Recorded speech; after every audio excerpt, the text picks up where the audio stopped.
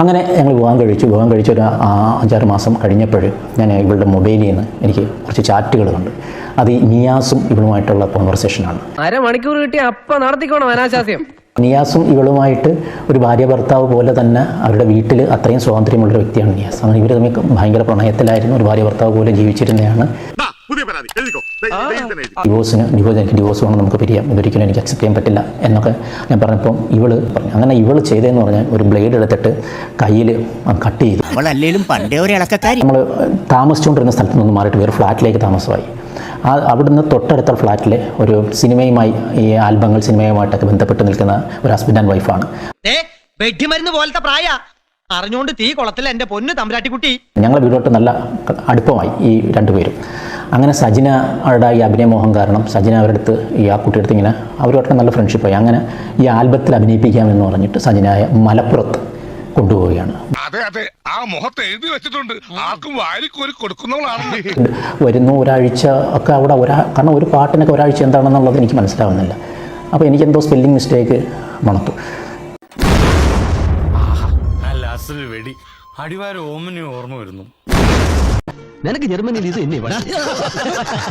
അതിനകത്ത് അതിൻ്റെ ഡയറക്ടറുമായിട്ട് സജിന പ്രണയത്തിലാണെന്നുള്ളത്. അങ്ങനെ ഞാനത് പിടിക്കുകയാണ്. അത് ഷാനിഫ് ഐരൂർ എന്നാണ് അവൻ്റെ പേര്. ഗുഡ് ഈവനിങ്, ഷാനിഫ് ഐരൂരാണ്. പിന്നെ ആരെങ്കിലും തടവാൻ വരുമ്പോൾ നോന്ന് പറയാൻ ആണ് എല്ലാവരും ഉള്ളത്. ഒരുപാട് പ്രത്യേകത നിറഞ്ഞിട്ടുള്ള ഒരുപാട് നല്ല തറവാട്ടി പറഞ്ഞ കുട്ടിയാ. സാഹചര്യങ്ങളുടെ സമ്മർദ്ദം കൊണ്ട് എനിക്ക് ആരും വേണ്ട, ഒന്നും വേണ്ട. അത് കഴിഞ്ഞിട്ടും ഇവള് പിന്നെ ഈ സജിനായെ സംബന്ധിച്ചെന്ന് പറഞ്ഞാൽ പേടിയോ നാണോ മാനോ അങ്ങനെയുള്ള സാധനമൊന്നുമില്ല. ഏതറ്റം വരെ വേണമെങ്കിലും തൻ്റെ വിജയത്തിന് വേണ്ടി പോകും. ഇതിലും വലിയ വെടി സ്വപ്നങ്ങളിൽ മാത്രം. ഇതിലെ ട്വിസ്റ്റ് എന്ന് പറയുന്നത് ഈ ഷാനിഫ് ഐരൂർ അതിൻ്റെ ഡയറക്ടറായിരുന്നു. അത് കഴിഞ്ഞ് എൻ്റെ പ്രൊഡ്യൂസർ നജീം കല്ലറ പാകിസ്ഥാൻ മുക്കിലുള്ള, പിന്നെ ഒരു സ്നേഹത്തിന് വേണ്ടി കുതിക്കുന്നതാണ്. മറ്റേ പൈങ്കിളി സാധനങ്ങൾ ഇതൊക്കെ അടിച്ചിട്ട് ഇവളുമായിട്ട് കണക്റ്റഡ് ആകുന്നു. അവസാനം ഒരു സുപ്രഭാതത്തിൽ സജിന ഇവൻ്റെ കൂടെ ഒളിച്ചോടുകയാണ് ചെയ്യുന്നത്.